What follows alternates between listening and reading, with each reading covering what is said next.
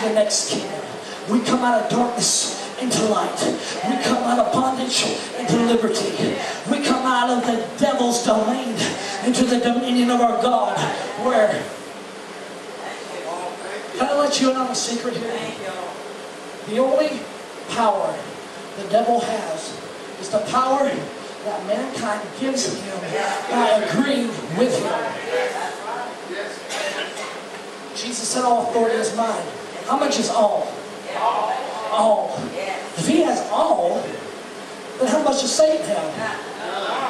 See, the Bible says, how can two walk together unless they? We want revival in our cities. We want to see our young people throw down the drugs, throw down the alcohol, throw down the sexual perversion, lay it all down at the feet of Jesus. That we got to demonstrate something we haven't been demonstrating. We got to demonstrate the kingdom of God with all power and all authority. See, when I was 13 to 20 years old, I was a crystal meth addict. I stuck needles in these veins. I smoked crack pipe. I did every kind of drug you can imagine. But see, I didn't come in contact with religion. I come in contact with Jesus. I said, I didn't come in contact with religion. I come in contact with Jesus. Every devil that had me come out, every chain that held me broke. I said it broke, and lay powerless at the feet of my Lord Jesus Christ.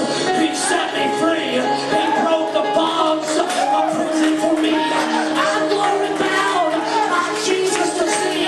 The glory to God, He set me free.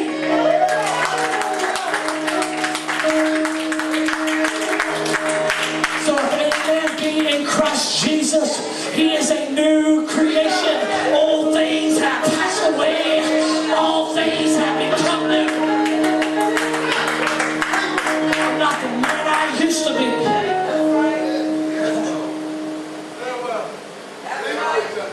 So he said, I give you the keys to the kingdom. And as you change your perspective, in other words, do not look at what you see because it's temporal. Look at what you cannot see, what you see eternal. Did you hear me? When we gain a heavenly perspective, we will change our focus and our vision of what we think about earth. See, I'm not looking to be overcome. I'm looking to overcome. I said, I'm not looking to be overcome. I'm looking to overcome. See, I understand that people are martyred in Africa. I understand that there is a lot of persecution in the church. But God did not create us to go underground. He said we are the light of the world. A city set on a hill that cannot be hid. We are the salt of the earth. I said we are the church of the living God. We are the ecclesia, the called out ones out of the basileia, the kingdom of God sent into the earth to colonize earth with the kingdom and bring a manifestation of God's glory. And the glory of God will cover the earth as the waters cover the sea.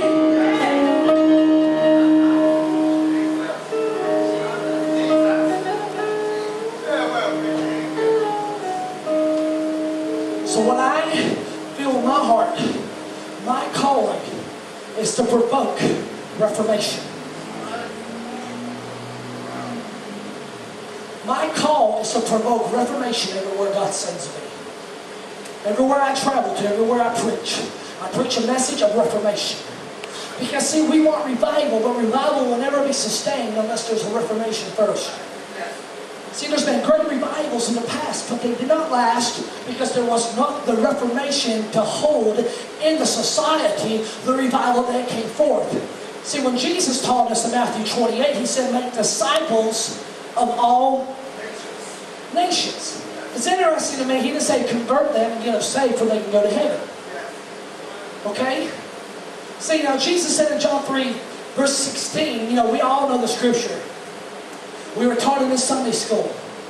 For God so loved the world that He gave His only begotten Son, that whosoever believeth in Him should not perish but have everlasting life.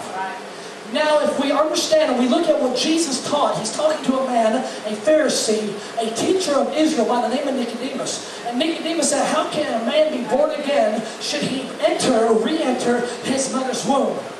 And Jesus said, how can you not understand this? And he makes his point very clear. He says, if I have told you earthly things, study this out, guys, it'll blow your mind.